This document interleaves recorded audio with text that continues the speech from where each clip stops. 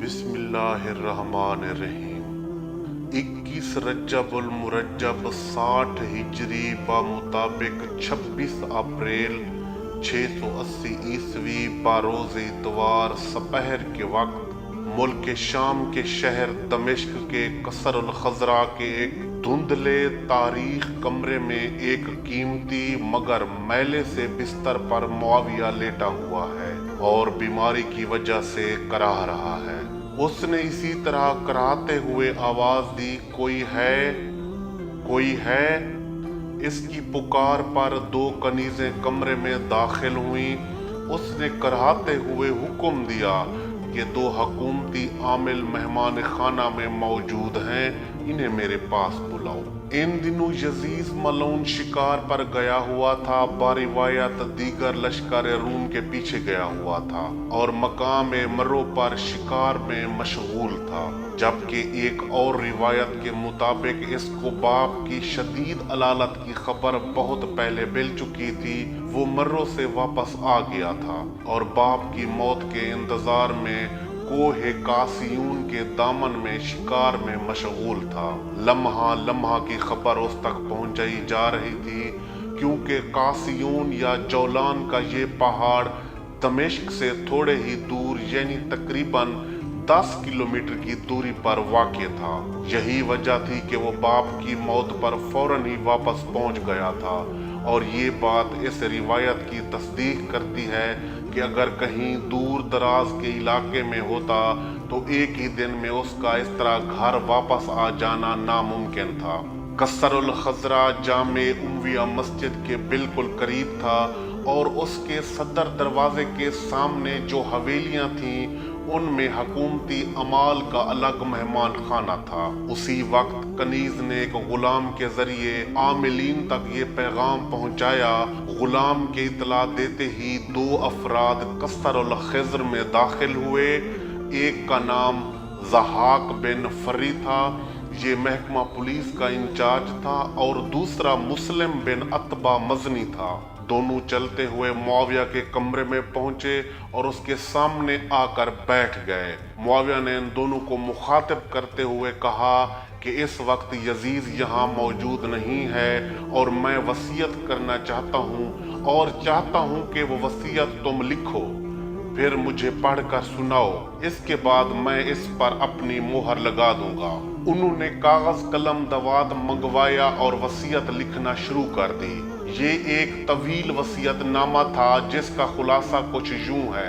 ऐ यजीज, तुम मेरा ये एहसान कभी नहीं उतार सकते कि मैंने अरब के तमाम शुरफा की गर्दनें तुम्हारे सामने झुका दी हैं। मैंने तुम जैसे बदकिरदार और नाअहल के लिए हुकूमत और इक़्तिदार का रास्ता साफ कर दिया है और तुम जैसे फासिक को फाजिर को इस्लाम जैसे पाकीज़ा दीन का बेताज बादशाह बना दिया है। मैंने अपनी जिंदगी में अपने सियासी तदब्बुर की वजह से कभी कोई बगावत नहीं होने दी। अब जबकि मैं इस दुनिया से जाने वाला हूँ तो तुम्हारे लिए चंद मशवरे छोड़े जा रहा हूँ। इनमें सबसे अहम बात यह है कि मेरे बाद इन 5 अफराद से कभी गाफिल ना होना। मैं ये अच्छी तरह जानता हूँ कि जब भी तुम्हारी मुखालफत हुई इन्हीं 5 अफराद की वजह से होगी और मैं तुम्हें इनकी कमजोरियों से आगाह कर देना चाहता हूँ। पहले नंबर पे अब्दुल्ला इब्ने उमर यानी खलीफा सानी का बेटा।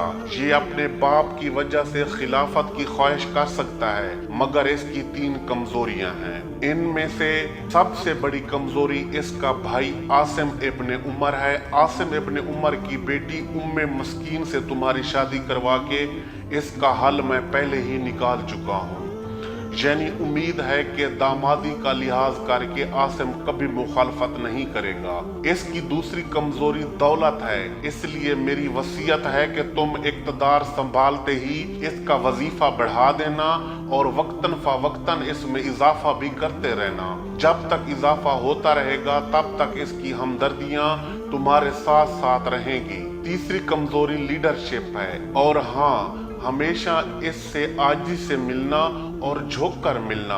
इस तरह वो तुम्हारा कभी भी मुखालिफ नहीं होगा।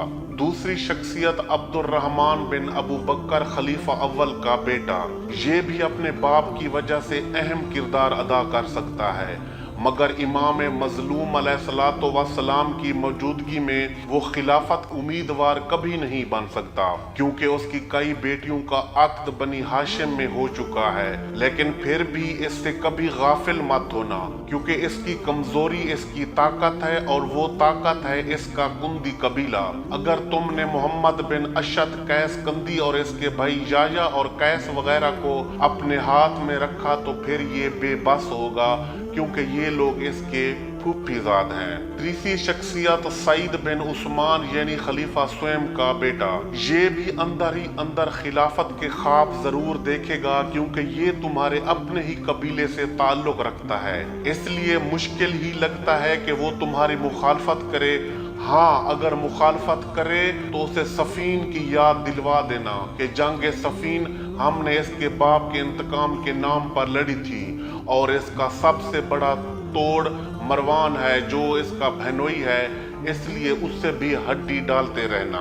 चौथी शख्सियत अब्दुल्ला बिन जुबैर बिन अवाम है, इससे कभी भी गाफिल ना होना। ये लोमड़ी से ज्यादा मकार, चीते से ज्यादा फुर्तीला, भेड़े से ज्यादा खूनखार, ऊंट से बढ़कर कीना परवर और भड़कती हुई आतिश से ज्यादा भड़कीला यानी आतिश बियां मुकर्रर है। तुम इसकी बैयत पर इक्तफा मत करना, बल्कि पहली फुर्सत में इसकी गर्दन उड़ा देना, क्योंकि ये जब तक जिंदा रहेगा तुम्हारी मुखालफत करता रहेगा। ये एक मैदान में शिकस्त खाएगा, अगले मैदान में पहले से ज्यादा मजबूत फौज के साथ आएगा। ये बार बार शिकस्त खाने के बावजूद भी शिकस्त को तस्लीम नहीं करेगा, और हमेशा जंग के मोहरे बदल बदल कर तुम्हारे साथ टकराता रहेगा, इसलिए इसे हर हाल में कत्ल करवा देना।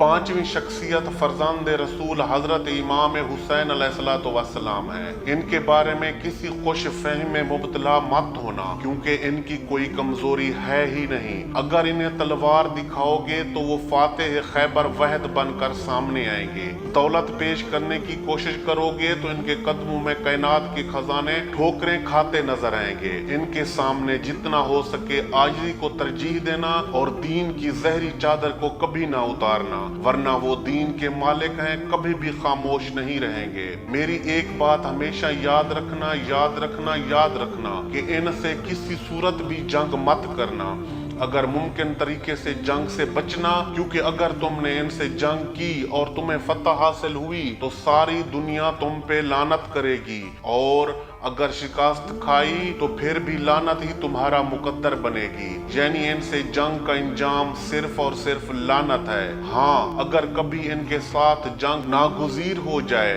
तो अपनी जान लड़ाकर जीतने की कोशिश करना और फतह हासिल करने की कोशिश करना, और अगर फतह हासिल कर लो तो इनके साथ वो रवैया रखना जो अमीर अल मोमिनीन अलैहिस्सलातु वस्सलाम ने जंग जमल के फतह के बाद उम्मुल मोमिनीन के साथ रवा रखा था, यानी इन्हें इज्जत और एहतराम के साथ वापस मदीना रवाना कर देना। उनके साथ ज्यादती का भी सोचना मत, इसी में तुम्हारे इक्तदार की बका पोशीदा है। हम एक अमीर कायनात अलैहिस्सलातु वस्सलाम के रवैये से सबक हासिल करना चाहिए। हाँ, ये भी याद रखना कि अगर फरजांद रसूल अलैहिस्सलातु वस्सलाम ने अल्लाह में हक बुलंद फरमाया तो उनका साथ बहुत कम लोग देंगे, क्योंकि हक की हिमायत करने वाले कम लोग ही होते हैं।